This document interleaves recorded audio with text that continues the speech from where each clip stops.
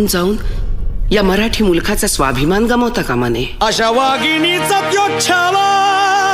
बाळासाहेब आपला पुत्र आणि मराठी मुलकाचा स्वाभिमान विजयी टिळा लावूनच परततील. अशा वाघिणीचा त्यो छावा. तथास्तु. गनिमाला कसा ठेचावा, डोक्यात नेहमी कावा, भेटीचा धाडला सांगावा.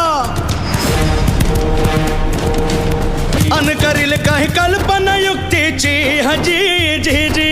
काय राज जीवा महाल आल्यात.